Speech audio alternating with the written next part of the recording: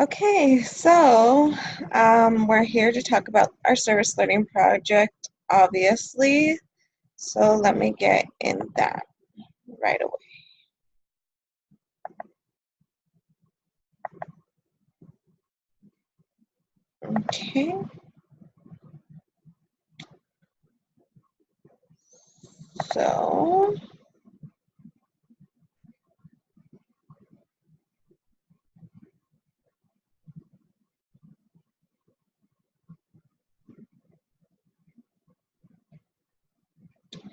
Okay, so I don't know why my computer continues to mess up like that. So my service learning project was on homelessness and disability, and the main idea was to offer and introduce local resources to those who may or may not have them. I know that a lot of people don't know about all the resources that are actually available to them, so I kind of wanted to see who did and who didn't. I targeted the homeless community, so I targeted people standing on the side of the road mainly because I didn't want to show up into the homeless shelter and, be having to pass out way more than I needed to or be giving out more service than I needed to. I just didn't want to feel bad for someone not getting something. And my goal was to gather information about the homeless community and how I may be of service to them.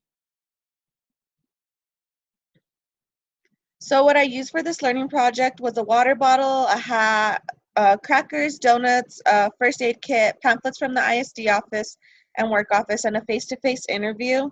I wanted to use these components to help ease people getting into the interview mood. Only 6 out of 10 people actually did the interview, so it did help a little bit. Some people just aren't interested in talking about their personal life or just talking about certain things. Um, I decided to go with a hat and a water bottle just because it's super hot outside right now. It's, getting close to summer, and I feel like some of them needed a hat because a lot of them look like they're getting sunburnt. Um, I decided on food to help them, and I had given them pamphlets if they wanted pamphlets. So I decided to do the service learning project so I can learn more about the homeless community and the struggles that they face. I wanted to offer services to those who may know none or know some but not have knowledge of all of them. And I also wanted to learn about disability and mental illness that people in the homeless community face. And what I found out is a lot of people actually face either a disability or mental illness whenever they're in the homeless community, or the people I interviewed at least. So the questions that I decided to ask to those who were going to be interviewed were, I decided to ask, did you know the free services offered here in Silver City? What kind of resources do you use as of now? Do you still have contact with your family? Where are you from? And do you battle with a diagnosed disability or mental illness, or do you know anyone who has a disability or mental illness? Um, People were given the option to answer these questions. They didn't have to. Like I said, I only had 6 out of 10 people answer them. I didn't take any pictures or photos of people just because this is a really small community and I didn't want people to feel targeted. Um, Most people actually didn't know fully of all the resources here that were offered in Silver City. And some of them, of course, had disability and food stamps, and they went to the gospel mission, but some of them felt like that wasn't enough. Um, I felt like most of them battled with disability or mental illness, and most of them weren't originally from here, and their family wasn't from here. Their family lived really far away, so them coming here and being on their own kind of helped contribute to that aspect of their life.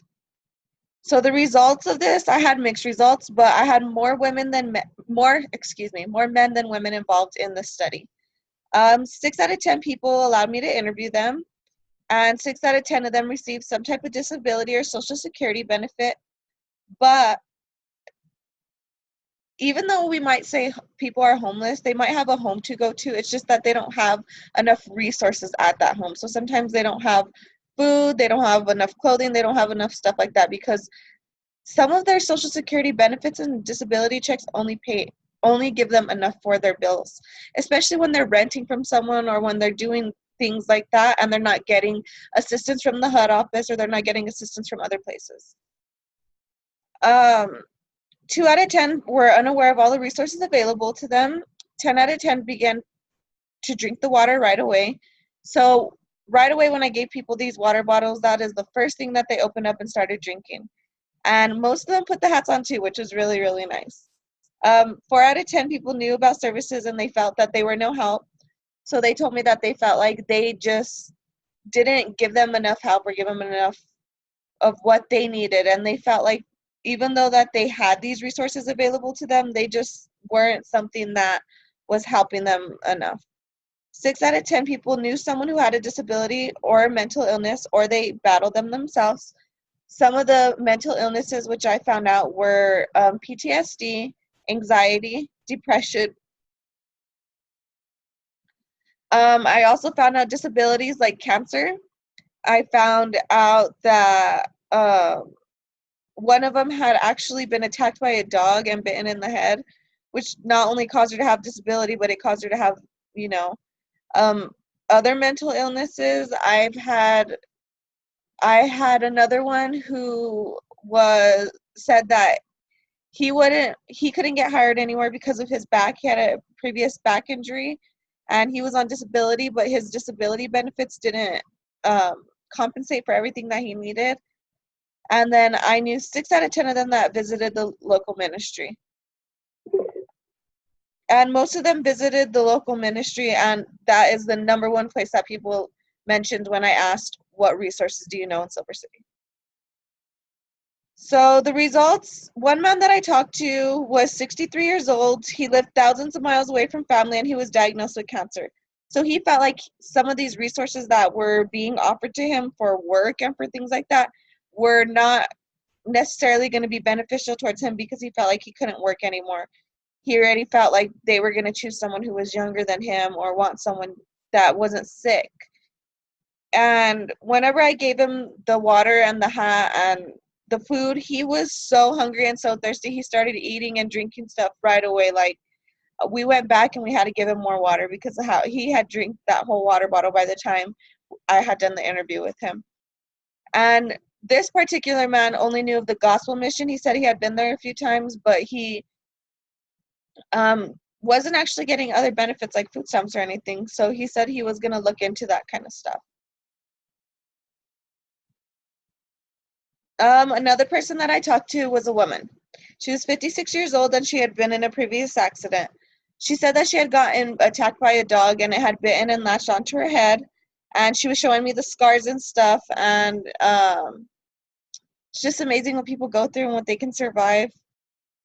So she was showing me the scars and she was telling me about how her and her family all suffered mental illness. She told me how her mother had committed suicide a few years ago and how it had been hard dealing with that and how she faced mental illness herself. She had been diagnosed with schizophrenia. So I feel like she was dealing with a lot and going through a lot. She lived 2 hours away from family. She has no family here. And she felt as though none of the services she was receiving was ever enough for her. So she felt like at the beginning of the month it was good and it was enough, but by the end it was just not enough. The conclusion of all this is I felt like services offered did not help people as much as they intended them to. And I felt like I don't know if people are necessarily not getting the services that they need or if they just aren't fully getting all the services that they need. Most people knew of only the gospel mission as a service in Silver City. Majority of homeless people face or know someone who has a disability or mental illness. Most people had some sort of contact with their family, but they lived far away, which restricted them from getting any help. And most people did not think they would qualify to work a full-time job due to illness or disability. So after doing this service project, I learned that we really need to help the homeless community, and we need to, we need to make some type of service available to help them, to get them back on their feet, and to help them get the help they need, and maybe, get jobs or something going for them, because I feel like most of them feel like they can't work. And I don't think all of them should work, especially if they're on disability. but I think that they need to, if they can't work and if they can't do stuff like that, I think that they need to allow them to do something to compensate and to give them certain necessary resources that they need. Because, like I said, most of them feel like their disability or their checks just aren't enough by the end of the month. They feel like they're running out of money. They don't have enough resources. They're barely scraping up and they're eating what they can when they can. And I feel like it's just hard for them. So that was my learning service project. Thank you guys.